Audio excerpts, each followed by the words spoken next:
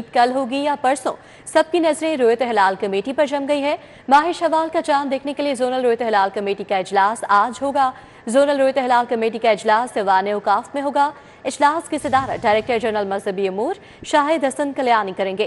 इजलास में खतीब दाता दरबार मुफ्ती मोहम्मद रमजान सयालवी और दीगर मेंबर्स शरीक होंगे। इजलास में शहर समेत पंजाब भर से शहादतें मौसूल की जाएंगी। जोनल रोयत हिलाल कमेटी मौसूल होने वाली शहादतें मरकजी कमेटी को भिजवाएंगी। मरकजी रोयत हिलाल कमेटी ईद उल फितर के अयाम का हतमी ऐलान करेगी। इस हवाले से अपडेट करने के लिए शाहिद सिप्रा हमारे साथ मौजूद हैं। शाहिद सिप्रा, बताएगा इजलास कब शुरू होगा? जी बिल्कुल, माह शवाल का चांद देखने के लिए जोनल रोयत हिलाल कमेटी का इजलास आज ऐवान औकाफ में होगा, जिसकी सदारत डायरेक्टर जनरल मजहबी अमूर पंजाब शाहिद हसन कल्याणी करेंगे। और इनके अलावा कमेटी के मेंबरान जिनमें खतीब दाता दरबार मुफ्ती मोहम्मद रमजान सयालवी हैं और इनके अलावा दिग्गर भी शरीक होंगे। महकमा मौसमियात के नुमाइंदे भी शरीक होंगे। तकरीबन 5:40 पर यह इजलास बाज़ाब्ता तौर पर शुरू होगा, जिसमें शहर समेत पंजाब भर से चांद नज़र आने के हवाले से शहादतें मौसूल की जाएंगी। अगर किसी इलाके से शहादत जोनल कमेटी को मिलेगी तो वो जोनल कमेटी उसकी कन्फर्मेशन के बाद वो मरकजी रोयत हिलाल कमेटी को भिजवाएगी। ताहम चांद नज़र आने या ना आने का हतमी ऐलान चेयरमैन मरकजी रोयत हिलाल कमेटी मौलाना अब्दुल खबीर आज़ाद की जानिब से किया जाएगा।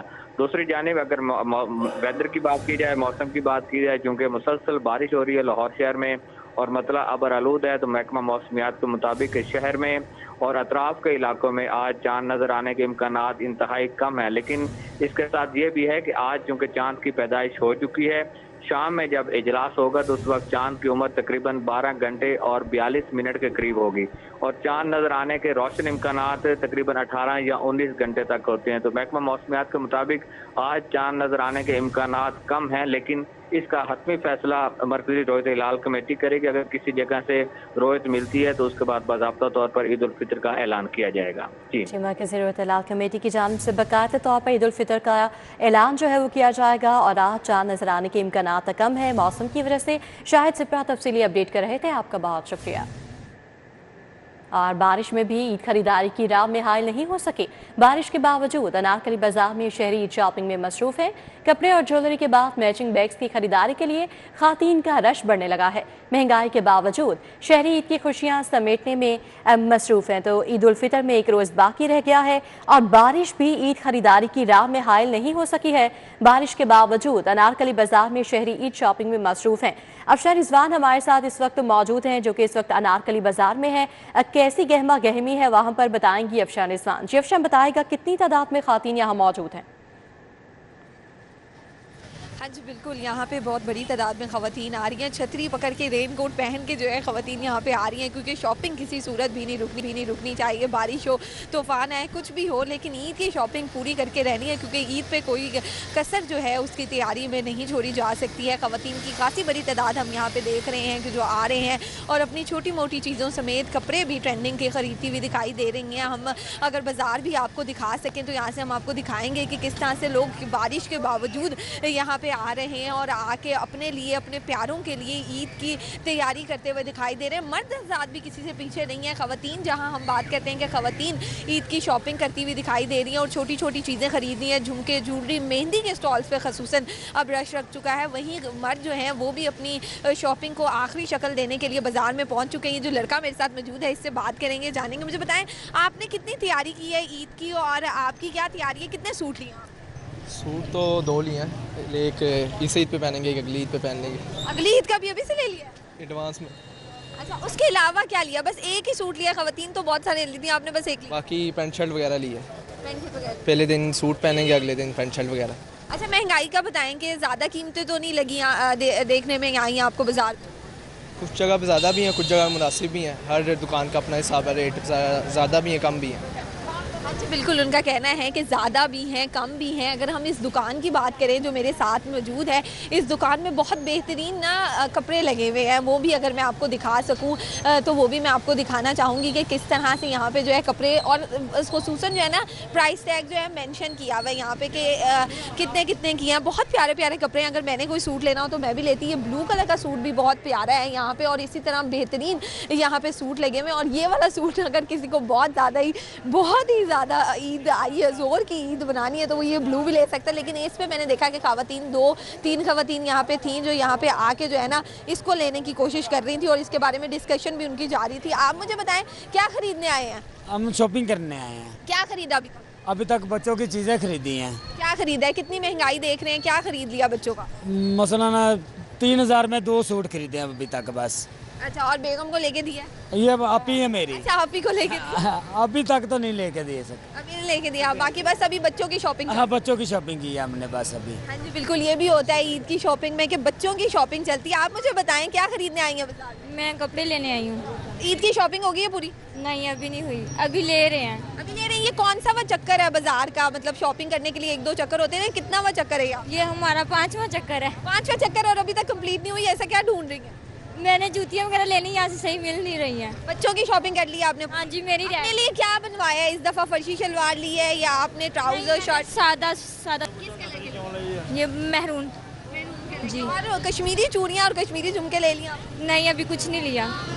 5वां चक्कर है उनका ये, और अभी तक उन्होंने जो वो कह रही हैं कुछ भी नहीं लिया, कुछ भी नहीं लिया। यहाँ पे यही चलता हुआ दिखाई दे रहा है। आप मुझे बताएं अपनी ईद की तैयारी की है आपने? अभी कर रहा हूँ, अभी कर रहे हैं? क्या खरीद रहे हैं? बस सूट लिया और जूती लिया बस, और कुछ नहीं। हाँ जी बिल्कुल, वो कह रहे हैं सूट लिया है, जूती लिया। बस मर्दों को यही होता है, सूट जूती ले ली तो उनकी ईद पूरी हो जाती है। लेकिन ख़वातीन का आपने देखा कि जैसे मैंने बात की उनसे तो वो कह रही थी कि 5 चक्कर ईद के लग चुके हैं, लेकिन उसके बावजूद भी उनकी तैयारी जो है वो मुकम्मल होकर नहीं दे रही है। बारिश भी हो रही है लेकिन उसके बावजूद भी ख़वातीन की जो तैयारी है, जो शॉपिंग है वो नहीं रुक रही है। वो आ रही हैं, अपनी चीज़ें ले रही हैं और ये तैयारी कल के रोज़ तक जारी रहेगी। जी, ख़वातीन की तैयारी ईद के रोज़ तक जारी रहेगी। अब रिजवान हमें तफसीली अपडेट कर रही थी, अनारकली में मौजूद थी। आपका बहुत शुक्रिया। उधर ईद अपनों के संग मनाने के लिए परदेसियों की आबाई इलाकों को वापसी जारी है। शहर के तमाम बस अड्डों पर मुसाफिरों का रश बढ़ गया है। लारी अड्डे पर भी परदेसी अपने घरों के जाने के लिए मौजूद हैं। ईद की खुशियां अपने प्यारों के साथ मनाएंगे, ऐसा कहना है परदेसियों का। किराए बढ़ने और टिकटें न मिलने से परदेसी शदीद परेशान है। तो ईद अपनों के संग मनाने के लिए परदेसियों की आबाई इलाकों को रवानगी का सिलसिला जारी है। शहर के तमाम बस अड्डों पर मुसाफिरों का रश बढ़ने लगा है। लारी अड्डे पर भी परदेसी अपने घरों को जाने के लिए मौजूद हैं। ईद की खुशियां अपने प्यारों के साथ मनाएंगे, ऐसा कहना है परदेसियों का। लारी अड्डों पर परदेसियों के लिए क्या इंतजाम किए गए हैं बताएंगे ताहिर जमील वहां मौजूद हैं। जी ताहिर, बताइएगा।